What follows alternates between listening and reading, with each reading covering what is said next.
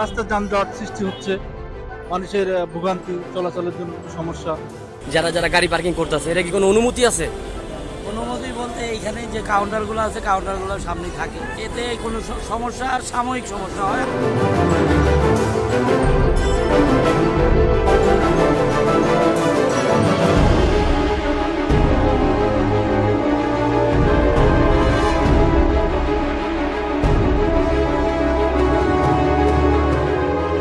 আমরা আসছি ধুলাইপাড়ে। আমরা আপনাদেরকে দেখানোর চেষ্টা করব ধুলাইপাড়ে যে জামটা হয়। আমি একটু জামটা দেখাই, আপনারা এখনো দেখতে পারবেন। এটা ধুলাইপাড় থেকে যাত্রাবাড়ির একটি জাম দেখতেছি। যে জ্যামটা হয় সেটা হচ্ছে ধুলাইপাড় থেকে এই যে আপনার যাত্রাবাড়িগামী যে রোডটা, এই রোডটা কিন্তু অলওয়েজ একটা জ্যামের একটা আভাস থাকে। দেন আমি আজকে চলে আসছি ধুলাইপাড়ের মেন যে পয়েন্টে, যেটাকে বলা হয় এক্সপ্রেস হাইওয়ে, যে এক্সপ্রেস রোডটা আছে তার প্রবেশদ্বার বলতে পারি আমরা। সেইখানেই আজকে আমি আসার পরে বুঝতে পারছি মোটামুটি ভালো একটি জ্যাম থাকে। এবং এখানকার যারা যাত্রীরা আছে তাদের সাথে কথা বলে এবং পথচারীদের সাথে কথা বলে আমরা জানতে পারলাম এখানে খুব জ্যামের কারণে তাদের একটা ভোগান্তিতে পড়তে হয় এবং তাদের কর্মস্থলে বলে এবং তারা তাদের গন্তব্যস্থলে সঠিক সময়ে যেতে পারে না। দেন আজকে আমরা এখানে চলে আসছি, চলুন আমরা জানবো সাধারণ মানুষের কাছ থেকে এবং আমরা জানার চেষ্টা করব এখানকার যে কাউন্টারগুলো আছে তাদের কাছ থেকে এই জ্যামের যে বিষয়টা। গাড়িগুলা এখানে স্টপিজ করে, যার কারণে লোকাল গাড়িগুলো এখানে যেতে পারে না, আটকে যায়, জ্যামের সৃষ্টি করে এবং যাত্রী নেয় এখান থেকে দীর্ঘ সময় এখানে স্টপিজ করে থাকে। যাত্রীর জন্য লোকাল গাড়িগুলো আসতে পারতেছে না, যেতে পারতেছে না, এতে জনসাধারণ দুর্ভোগ হচ্ছে।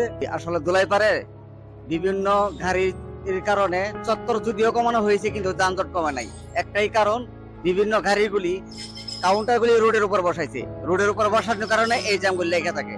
আর এই জ্যাম নিরসন করতে হইলে কাউন্টারগুলি সিস্টেম করে নিতে হইব, রোডের উপর থেকে গাড়িগুলি সরাইতে হইব, তাহলে যায় এখানে জ্যামগুলি নিরসন হবে।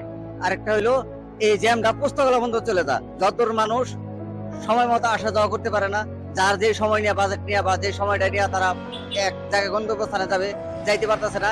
জ্যামটা হচ্ছে আপনার এই যে এখানে যে বিভিন্ন ধরনের কাউন্টার আছে, এই কাউন্টারের জন্যই আসলে জ্যামটা বেশিরভাগ হয়ে থাকে।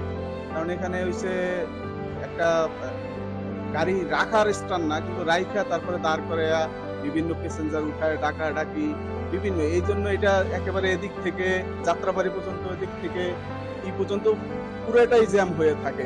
এই রোডে সবসময় জ্যাম থাকে, কারণ এই জ্যামের হওয়ার কারণ একমাত্র মূল কারণ হচ্ছে কাউন্টারের গাড়িগুলো এই রাস্তার মাঝখানে দাঁড়াইয়া তারা যাত্রী উঠায় এবং যাত্রী নামায় এবং কাউকে কোনো সাইড দেয় না। আমাদের গাড়ির জন্য না, আপনার লোকাল কিছু গাড়ি আছে ওদের জন্য হয়। লোকাল যেমন কি গাড়ি?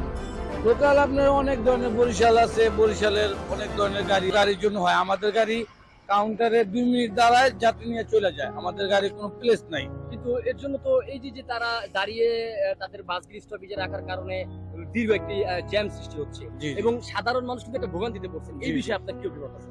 না, এই বিষয়ে আসলে আমার কিছু বলার নাই। এই বিষয়ে প্রতিপক্ষ ওনারা বুঝবো, সার্জেন্টরা বুঝবো, তারপরে সরকারি লোকরা আছে, সিটি কর্পোরেশনের লোকজন আছে, ওনারা এই যে মেন এই যাত্রাবাড়ি থেকে যে ধুলাইপাড় আসতে যে এই রাস্তাটা আপনার বন্ধের কারণে এত জ্যাম।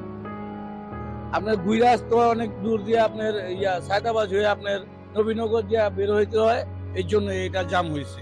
আর আপনি যদি জ্যাম না থাকে হয়তো যাত্রী অনেক সময় তো এই আপনি জ্যামের জন্য একটু বিরক্ত করে, কিন্তু আপনি আমাদের পরিবহন আপনার অনেক সার্ভিসিং ভালো।